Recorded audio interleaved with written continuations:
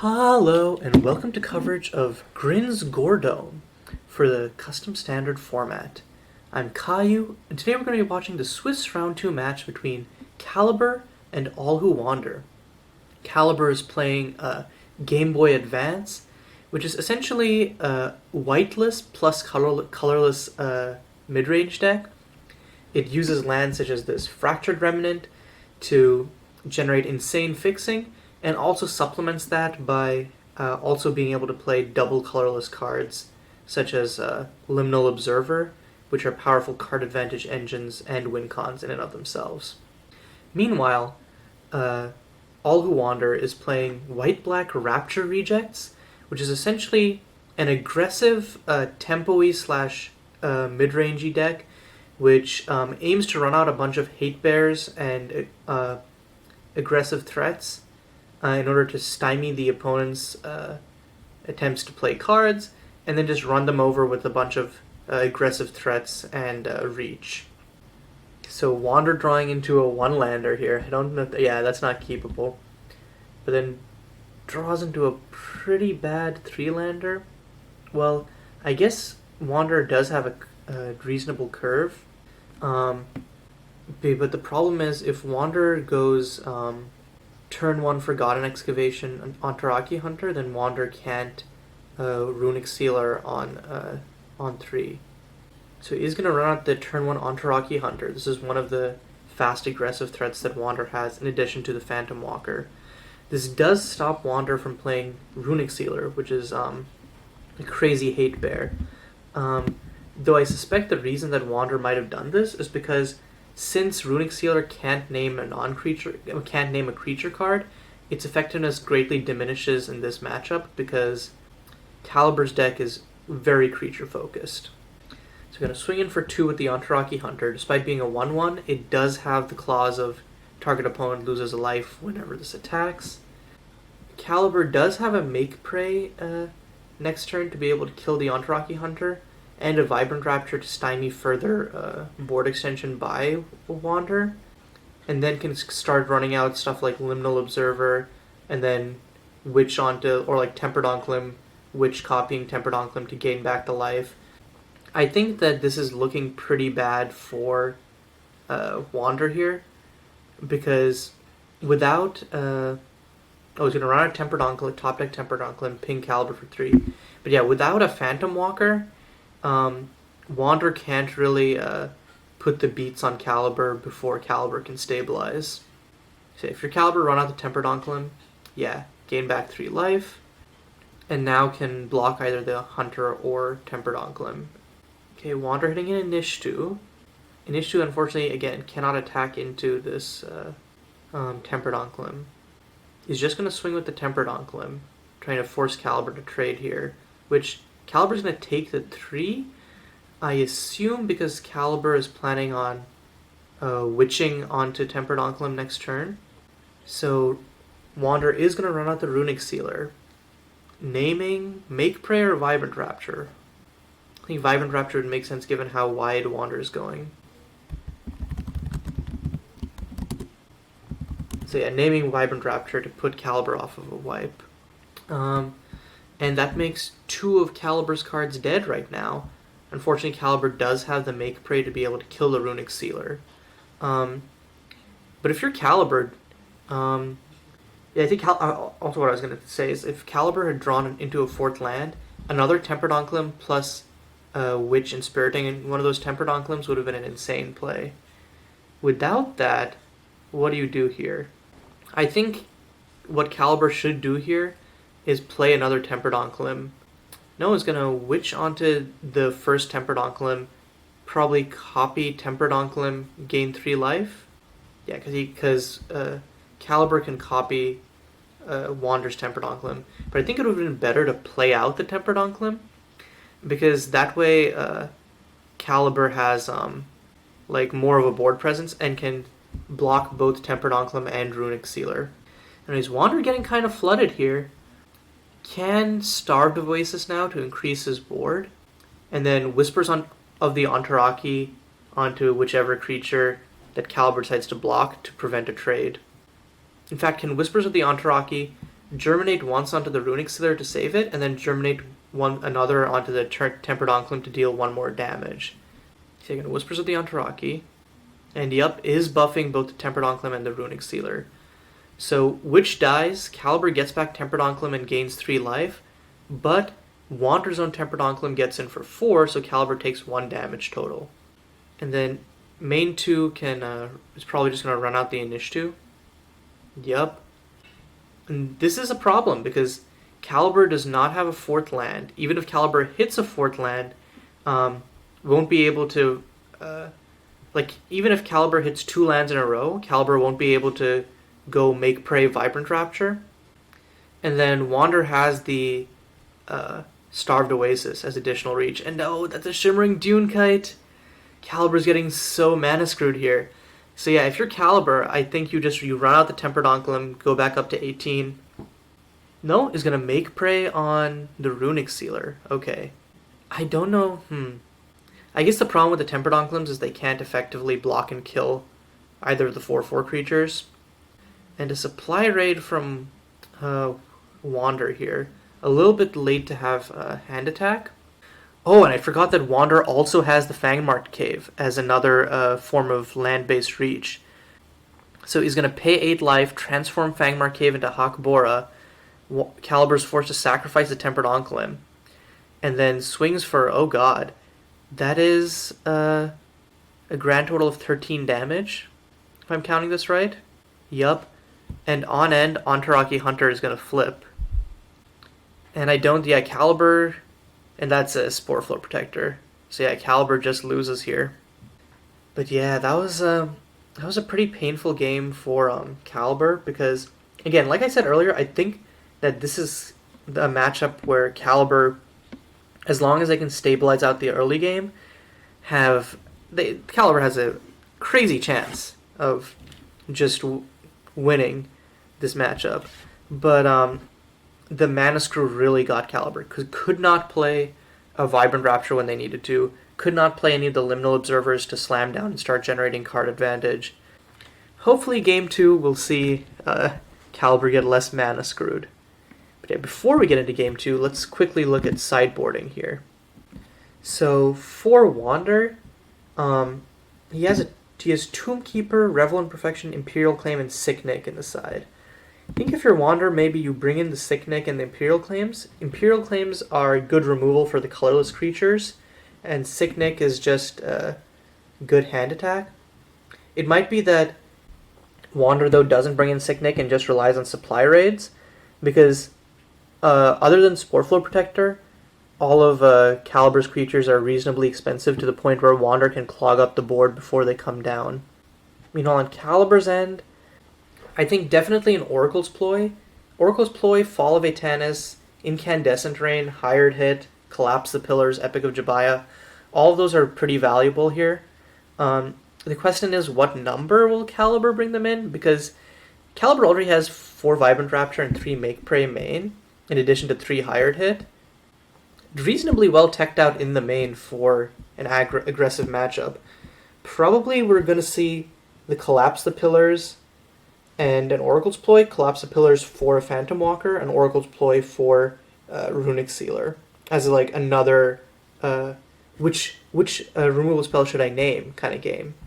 Because Wander has to name Vibrant Rapture, Make Prey, or Hired Hit, and it's kind of a roulette of which one Calibur has.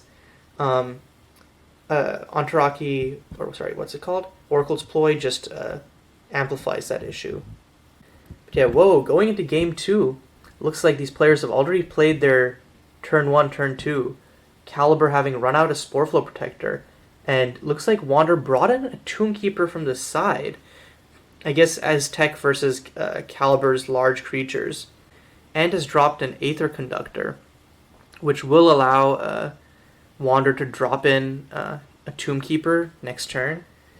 Of course, Calibur can just block Chump with the Spore Flow Protector. So Wander is just going to probably play the Aether Conductor, put a counter, but not drop a Tombkeeper. But even though it gets blocked by the Spore Flow, putting a counter on it is good, because that means next turn Wander can run out these Inishtus, because Wander actually does not have the mana to cast an Inishtu right now. If Wander hits a third land, though, we'll be able to go Runic Sealer plus Inishtu next turn. Meanwhile, Calibur does have the curve of Jabaya next turn, and which Wander doesn't have an answer to. And then after that, we'll have access to Shimmering Dunekite plus Witch of Shifting Waters, which is 20 flying damage in the air on turn 5. So I don't think that Wander is going to be winning this one. Because, yeah, Calibur can just drop the Royal Domain, play Jabaya, fetch some land, and then if Calibur top decks another land, then Calibur just wins. So, yep, we're going to be running out the Jabaya, grabbing a Fangmark Cave, which makes sense because it's grabbing the creature lands with Jabaya's Enter the Battlefield trigger. It's probably the best thing to be doing with him in this format, just because he's it's just another threat essentially. And Wander does hit a third land, can now attack in with Aether Conductor, drop in an Inishtu, and then cast Runic Sealer main 2. Yup, is going to do that. Aether Conductor being Aether Vial on a creature is incredibly strong, especially as a 2-3, which is a reasonably good body both aggressively and defensively. And then is going to play the Runic Sealer main 2, yup. Naming what? Yeah, Vibrant Rapture again, just to prevent being blown out on this wide board. So now, will Calibur hit the land? That's a land. Calibur can now, with the fixing provided by both these Royal Domains, can play Shimmering Dunekite and Spirit Witch of Shifting Waters onto it, or I guess onto like a Jabaya instead, copy Shimmering Dunekite, and basically gets 20 hasty flying power, which Wander has no way of dealing with. So yeah, as long as Calibur sequences this right, Calibur wins. Or no? Is just going to play as Sporeflow Protector and pass? Did Calibur miss the double Royal Domain factor? No, actually, I'm dumb. It's because of this Tombkeeper. So I missed the fact that because of Tombkeeper, Calibur's Shimmering Dunekite and Witch of Shifting Water copies of Shimmering Dunekite can't do anything. So for now, Calibur needs to keep digging for a removal spell for Tombkeeper, and in the meantime can hold up Sporeflow Protectors as blockers, and then next turn Jabaya transforms and becomes a invincible, indestructible blocker. So start of combat, Wander can Aether Conductor, and then drop the Tempered Onkelim. Probably going to drain Calibur for 3. And then has Whispers of the Enteraki for depending on how Calibur blocks. So I think if you're Wander, just play the Whispers of the Enteraki onto the Tempered Onkelim. No? I guess not. Also, I think Wander's been forgetting the Surveil triggers from Inishtu, which that's definitely a problem because Inishtu's main attraction is his ability to surveil you and then eventually transform. So Wander missing those triggers is really bad for him. Also runs out the second Tombkeeper, so now Calibur, even if Calibur draws into a removal spell, won't be able to stop this Tombkeeper. On upkeep though, Jabaya does transform. See, up here comes Jabaya the World Shepherd. But yeah, as I was saying, I was saying that this looks bad for Wander, but now I don't think that Calibur, because Calibur doesn't have a way of generating card advantage. Without card advantage, Calibur doesn't have a way of drawing into a removal spell for Runic Sealer plus Vibrant Rapture, which is what Calibur needs right now. And at that point, since Calibur can't run out the Shimmering Dunekite plus Witch of Shifting Waters combo, Calibur might just lose here. So at start of combat is going to animate their Swamp, turning into a 6/6 using Jabaya. No reason not to just swing in with it, and then pay 2 for the Tombkeeper right here. Or actually has to pay 4, because double Tombkeeper. Yikes. And Wander's just going to take it. He's at no risk of losing the game before Calibur does. And on Calibur's end is going to Whispers of the Enteraki. Yep. Onto what, though? Just buffing one of the Tomb Keepers so it doesn't die to a Spore Flow Protector? That doesn't seem right. Or buff up both Runic Sealer and... Or buff up an Aether Conductor and a Tempered Oncolum. So that you can attack and Jabaya can't kill them. Wait, is putting a counter on Calibur's Jabaya? Why? What? Am I going crazy? Oh, the reason for that is it makes it so that it becomes 4 power, so now Calibur can't block with the Jabaya. That's actually so smart. Never mind. It was I who was the fool. And Wander hitting a Sire of Empires here, which is essentially now a 4/4 flying Vigilance. So if Wander swings in with everything here, let's say Calibur blocks the 2 Tomb Keepers with Spore Flow Protector, Calibur still takes a whopping, takes 11 right here and goes down to 2 life. Or sorry, 1 life. But I think if you're Wander, you just attack with everything that isn't named Tomb Keeper and then threaten to kill Calibur next turn. Oh wait, no, if you're Wander, attack in with everything and then drop in Sire of Empires attacking, because then you just win. Okay, isn't going to do that, but is going to attack in with the Sire of Empires. So swings in for a grand total of... this is exactly 12 damage. So Calibur has to block 2 of the ground creatures right here. I don't know why he... Yeah, because I think Wander could have handily won right here if he just attacked with everything. Especially since he can also animate the Starved Oasis. Well, actually, I guess animating Starved Oasis does nothing because he gets stopped by Tomb Keeper. But for everything else, I think... and Calibur's pointing with the Jabaya to the Aether Conductor, but doesn't have 4 mana to pay for double Tomb Keeper. So only the Spore Flows can block. So Calibur's going to crack the Shadowed Pillar, and then use the mana from the Lotus Petal plus Bayou to Germinate with Spore Flow Protector. That can generate a ground blocker for this Aether Conductor, or it could buff up one of the Spore Flows so they survive. Or buff up this Spore Flow so it survives blocking Tempered Oncolum. So yeah, it's going to buff up the Spore Flow Protector, and then take 7 damage. But yeah, I don't see how Calibur survives till next turn. Also, I may have been incorrect that Wander was forgetting these in-issue triggers.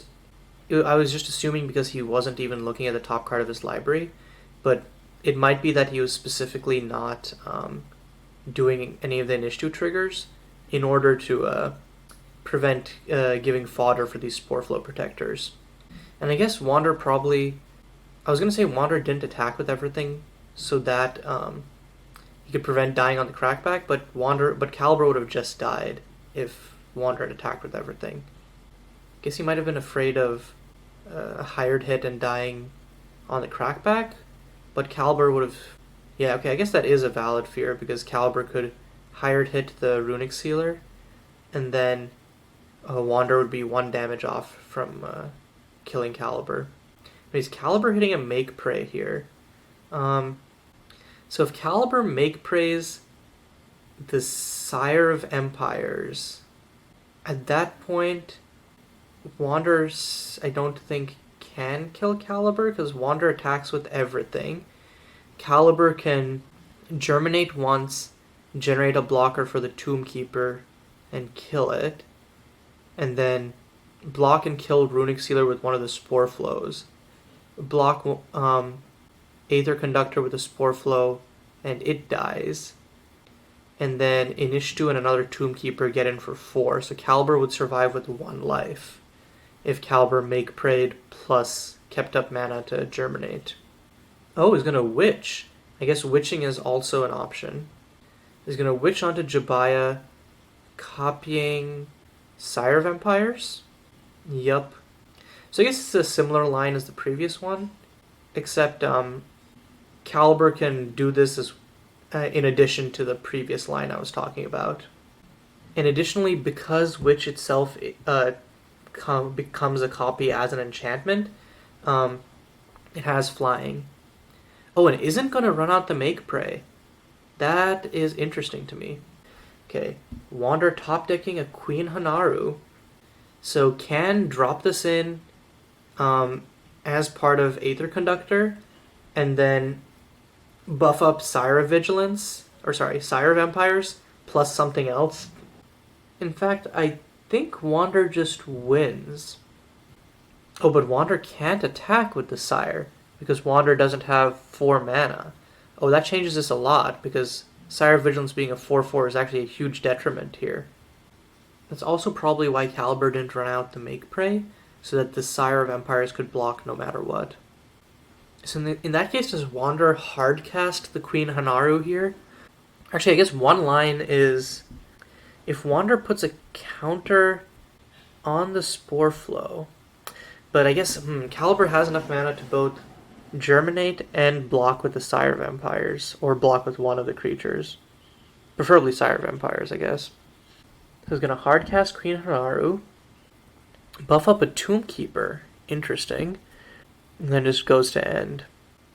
On end, Calibur's going to create a Lotus Petal with Royal Domain's 3rd mode, and also Germinate, I assume, with the 2 remaining mana. Oh no, isn't going to Germinate with the remaining mana. Maybe he's just trying to keep it up to wait for a combat situation to see what happens. Can pay 3 mana to cast the Tempered Oncolem and gain back 3 life. I think that's probably still the best course of action here. Yep, he's going to run out the Tempered Oncolem, go back up to 8 life, and then just pass. And I think maybe the reason Calibur's saving this Make Prey is for a Make Prey plus Vibrant Rapture turn. I can't be certain, though. Wander, though, does have a 4th land, which means he can attack with the Sire of Vigilance now. So assuming that Calibur has 5 blockers here, Calibur won't die and will probably retain most of their board if Wander attacks out. So I guess Wander attacked in solely with the Sire of Empires, paid 4 for it. Meanwhile, Calibur on the other end is going to trade the Inspirited Sire of Empires, gain 4 life. Jabaya re-enters, and so let's see what land Calibur's getting. Oh, and a Draconic Crevice. That's another land-based form of reach. And Wander does not have a flyer anymore, so can't block the dragon that Draconic Crevice creates. And Calibur also has the token from Jabaya the World Shepherd. So this is suddenly becoming kind of terrifying for Wander. But I guess, again, the double Tombkeeper is keeping him pretty safe. Oh, and there's the Oracle's Ploy. I'm assuming sighted in by Calibur. Calibur can now Oracle's Ploy plus Make Prey the Tombkeepers. And then at that point can attack in with... if Calibur attacks in with everything... Calibur couldn't kill Wander this turn. Because in order to flip Draconic Crevice... Calibur would actually be 1 mana off, because Calibur can Make Prey plus Oracle's Ploy and flip Draconic Crevice, but at that point won't have an untapped land for Jabaya. Or wait, does Jabaya untap the land? Oh, Jabaya untaps the land. In which case, Calibur Make Prey's Tombkeeper number 1, Oracle's Ploy Tombkeeper number 2. Flips Draconic Crevice, sacrificing like an Eerie Bayou and a Swamp. Gets the Lazacolo, who's a 4/4. At the start of combat, make a Tramply Boy out of any one of the remaining lands.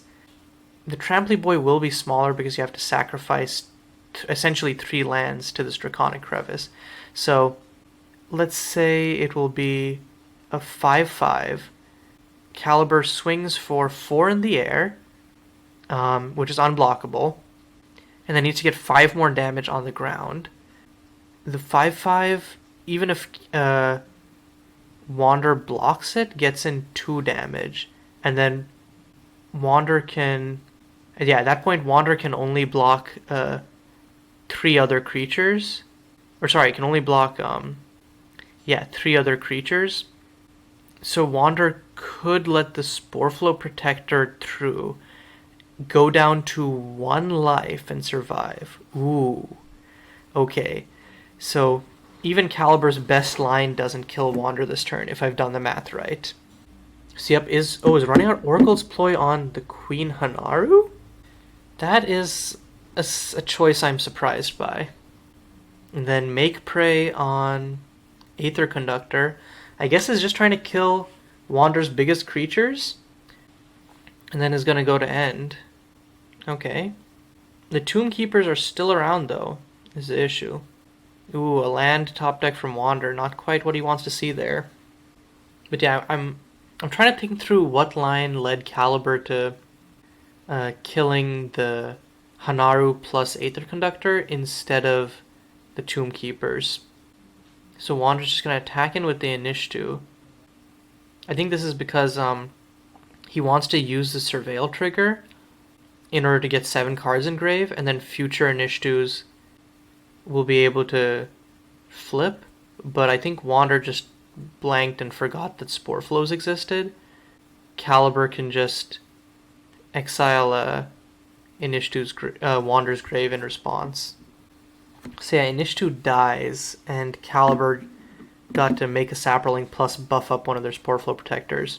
Wander can play another Inishtu, but it's basically pointless. I guess the main thing is that it does allow Wander to try and hit something better off the top of his library, but I don't know what can get him out of this situation. But hey, Calibur's just top decking lands, so that's not much better. And again, because Calibur didn't kill these Tomb Keepers, is going to have a very hard time actually putting the nail in Wander's coffin, essentially. So Calibur, I guess, is going for it, is going to just swing in with the Jabaya Swamp. And yep, it's an 8/8. So Wander is going to be taking minimum 5 damage here, so he'll be dead next turn. And even if Wander blocks to kill the swamp, Calibur will just animate a different land next turn. And yeah, Wander's just going to be conceding to that. That was a grueling game, but eventually Calibur managing to attrition and take it. Wander has a pretty good curve going on in his opening hand in this game 3. Can go turn 1 Fangmart Cave. Yeah, turn 2 Plains play Inishtu. Turn 3 Forgotten Excavation Queen Hanaru, swing for 3, and then hopefully just carry away the game from there. Meanwhile, Calibur does have the turn 2 Sporeflow Protector, which would be able to block this Inishtu if Wander didn't have the Hanaru, and curves it into a turn 3 Tempered Onclin, which is a pretty good curve right here. It just so happens to be that with Wander on the play, his aggressive start manages to beat out Calibur's defensive one. And ooh, Calibur just top decking more lands. It's not what you want to see when you have a 5 land hand that you kept. Okay, is going to run out the Sport Flow. And that's the Tomb Keeper that Wander kept on top. It is a pretty important card because of the way it stops the 1-turn Witch Kite combo. Okay, so going to be running out the Queen Hanaru, buffs up the Inishtu, and can now swing in for 3 without having to worry about the Spore Flow. Yep, Calibur's just going to take it, and then next turn can gain it all back with the Tempered Onclim.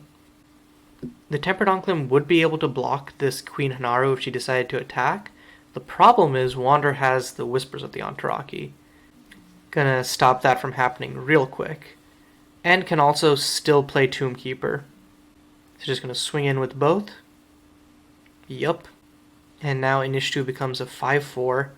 Calibur's gonna try and trade the Tempered Onclim, but of course Wander has the Whispers of the Enteraki. Gonna probably buff up Inishtu and Queen Hanaru. Oh no, he's gonna double buff up Queen Hanaru. Of note is that with Queen Hanaru, with there being 4 +1/+1 counters on creatures Wander controls, Queen Hanaru will flip on next upkeep. And I'm surprised Wander isn't playing the Tomb Keeper. Maybe it's because he tapped badly by tapping the plains, or maybe he doesn't want to run out his board because he's afraid of Vibrant Rapture. I still think he should just play as aggressively as possible. So, or it might just be that Tomb Keeper is... Oh no, I'm stupid. The reason he didn't play Tomb Keepers is actually it hurts him more than it helps him right here because it taxes his own creatures as well. And his creatures right now are the biggest things around. I keep forgetting that Tomb Keeper is, whatchamacallit, a two-sided effect. Symmetrical. So Calibur top decking a hired hit. Unfortunately, it doesn't quite matter because Calibur can't kill either of Wander's creatures, and using it as a combat trick doesn't work because if Wander swings with both, he can buff Initiative up to a 5/6, so Calibur can't both block and actually, wait. No. What Calibur can do, block Initiative, pay 2, Germinate, grow the Sporeflow Protector, and then hired hit the Initiative to kill it. Which you're trading a lot, but it does allow Calibur to at least kill one of Wander's creatures. The Hanaru, though, is going to be a bigger problem, especially since it has Indestructible once it flips, so it's immune to Make Praise. So yeah, it's just going to play a land and pass. On Wander's upkeep, Queen Hanaru becomes Hanaru the Conqueror. So, essentially now a 6/6 that grows Wander's entire board whenever it attacks. Did I mention Indestructible yet? And an Aether Conductor ain't half bad right here. Just another threat that can keep putting the pressure on over these Spore Flows. Oh, I forgot that Wander had this Fangmark Cave, so yeah, it's just going to pay 4 and 8 life, run out Hakbora. Yup, here comes Hakbora. In response, Calibur's creating a Saproling, but tapping the Royal Domain was a big mistake, because now Calibur... I guess Calibur was trying to do that to save the Spore Flow, but now Queen Hanaru attacks, so Initiative becomes a 5/4, Hanaru becomes a 7/7, Hakbora becomes a 5/6. He's just going to chump Hanaru, but still takes a whopping 12 damage here and is dead next turn. Vibrant Rapture won't save Calibur. Even if Calibur sided in a Fall of Atanis alone won't save Calibur, because, Fall of Atanis wouldn't be able to kill Hanaru because Hanaru has Indestructible. That was just a crazy curve out from Wander there, and Calibur just kept drawing lands and not the disruption that they needed to kill Wander's exponentially growing threats. But yeah, that's just the power of these aggro decks, man. They can just take advantage of the stumbly starts from some of the more greedy mid-range decks and just convert them into an early win before the mid-range decks can stabilize. But yeah, it was unfortunate to see Calibur get mana screwed game 1 and mana flooded game 3. That's just sometimes how it happens. Anyways, until next time, this is Caillou signing out.